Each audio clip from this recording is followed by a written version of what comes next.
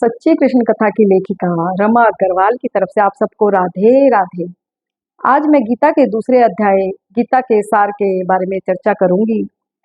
हमारा गीता का पहला अध्याय कुरुक्षेत्र में के मैदान में सैन्य निरीक्षण पूरा हो चुका है और मेरी कोशिश रही, मैंने पहले अध्याय को बड़ा इंटरेस्टिंग बनाकर सुनाने का प्रयास किया है। जिन्होंने हमारी वीडियो लगातार देखी है, आशा करती हूँ उन्हें पहला अध्याय बड़ी आसानी से समझ आ गया होगा। अब हमारा जो दूसरा अध्याय है गीता का सार, उसको भी मैं इंटरेस्टिंग बनाकर सुनाने का प्रयास करूंगी, जिससे यह भी आपको आसानी से समझ आ सके। जो दूसरा अध्याय है गीता का सार, उसमें श्री कृष्ण भगवान ने अर्जुन को गीता का उपदेश दिया। जिस समय अर्जुन युद्ध के मैदान में मोहग्रस्त हो गया था और वह अपने अच्छे बुरे की पहचान भूल गया था, उस समय श्री कृष्ण भगवान ने मोहग्रस्त अर्जुन को मोह से निकालने के लिए यह गीता का उपदेश दिया। यह गीता का उपदेश श्री कृष्ण भगवान ने न केवल अर्जुन को दिया, बल्कि संसार के हर प्राणी को जो कि मोहग्रस्त है, उन सब के लिए दिया। मैं इस अध्याय के बारे में थोड़ा सा आज बता देती हूँ। यह सारा अध्याय शरीर और आत्मा से संबंधित है। इसमें श्री कृष्ण भगवान अर्जुन को समझाते हैं, जब हमारा जन्म होता है तो मरण भी निश्चित है, परंतु हम जन्म होने पर हमारे घर में खुशियां मनाई जाती है और मरण होने पर शोक मनाया जाता है, जबकि यह तो सब पहले से ही तय है। जो जन्म लेगा वह मरेगा भी अवश्य। जब जन्म होता है उसके बाद बच्चा कोई बड़ा होता है, फिर बूढ़ा होता है, तो यह शरीर में बार बार परिवर्तन होते जाते हैं और अंत में यह शरीर मर जाता है। परंतु जो इस शरीर के अंदर एक आत्मा बैठी हुई है, वह अविनाशी है, अव्यक्त है, अचिंतनीय है, जिसके बारे में कोई कुछ नहीं बता सकता कि उसका साइज क्या है, वह कैसी दिखती है। परंतु जब यह शरीर बार बार मर जाता है, तब भी यह आत्मा बनी रहती है। गीता की पुस्तक में जो यह तस्वीर बनी हुई है एक छोटे बच्चे की, जन्म लेते छोटे बच्चे की, नवजात शिशु की, फिर वह थोड़ा बड़ा होता है, फिर करते करते वह जवान हो जाता है, उसके बाद वह धीरे धीरे धीरे वृद्ध अवस्था को प्राप्त होता है और अंत में वह मर जाता है।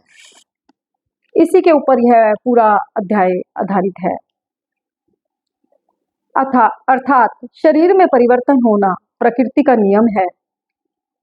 जब हम एक बाल्यकाल में होते हैं, हमारा शरीर कुछ और होता है, बड़े होते होते कुछ और होता है, वृद्ध अवस्था में कुछ और होता है।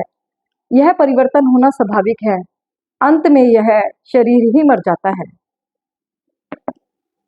इस अध्याय में श्री कृष्ण भगवान ने हमारे शरीर को वस्त्रों की भांति बताया है। इस शरीर के अंदर जो आत्मा बैठी हुई है वह अविनाशी है, परंतु जो लोग इस शरीर से बंधे हुए हैं वह केवल शरीर सजाने की तरफ तो ध्यान देते हैं, परंतु जो इसके अंदर आत्मा बैठी हुई है, हम उसके कल्याण के बारे में नहीं सोचते। यह शरीर तो बार बार मरता है, परंतु जो इसमें आत्मा बैठी हुई है उसका बार बार जन्म होता है, वह कभी नहीं मरती।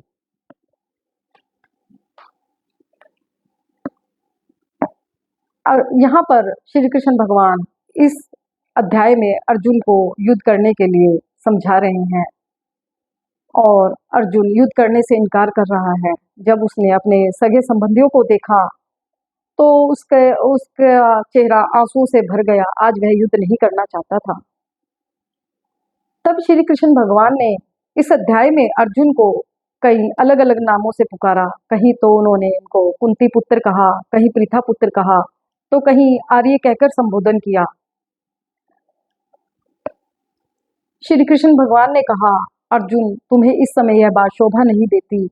युद्ध बिल्कुल तैयार है और तुम इस समय ऐसी मोह भरी बातें कर रहे हो। तब अर्जुन ने कहा, आज मुझे कुछ भी समझ नहीं आ रहा है, मुझे क्या करना चाहिए क्या नहीं। मुझे सबसे ज्यादा दुख भीष्म पितामह और द्रोणाचार्य का है। भीष्म पितामह की गोद में बैठकर मैं बड़ा हुआ हूँ और द्रोणाचार्य से मैंने बहुत कुछ सीखा है। ऐसे में मैं उनके ऊपर बाण कैसे चलाऊंगा। तब श्री कृष्ण भगवान ने कहा, एक क्षत्रिय का धर्म केवल युद्ध करना है और जिस समय युद्ध के मैदान में बाण चलते हैं तो वह यह नहीं देखते कि सामने वाला कौन है, बस वह तो हृदय विदर्ण करते हुए जाते हैं। अर्जुन फिर अपनी मन की कमजोरियों को छिपाता हुआ कहता है, मैं यह नहीं जानता युद्ध का परिणाम क्या होगा, हम जीतेंगे भी या नहीं, या बीच में क्या होगा, या हम हार गए तो क्या होगा। श्री कृष्ण भगवान ने कहा, यदि तुम जीत गए तो तुम्हें देवताओं से भी दुर्लभ साम्राज्य मिलेगा। यदि तुम इस युद्ध में हार जाते हो या मारे जाते हो तो तुम्हें स्वर्ग का राज्य मिलेगा। इस पर भी अर्जुन आज युद्ध करने को तैयार नहीं हुआ। श्री कृष्ण भगवान उसको हर तरीके से समझा रहे हैं। श्री कृष्ण अर्जुन ने कहा, मुझे आज कुछ भी समझ नहीं आ रहा है। यह केवल अर्जुन की ही दुर्बलताएं नहीं थी, यह बहुत से व्यक्तियों की है। कई बार कुछ ऐसे क्षण आ जाते हैं जहां पर हम सही और गलत का निर्णय नहीं ले सकते।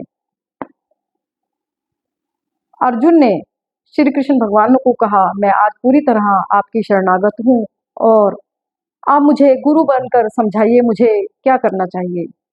जैसे ही अर्जुन ने श्री कृष्ण भगवान को गुरु बनने को कहा, श्री कृष्ण भगवान ने तत्काल अपने गुरु का पद संभाला और अर्जुन को डांट कर कहा, तुम आर्य होकर अनार्यों जैसी कैसी बातें कर रहे हो।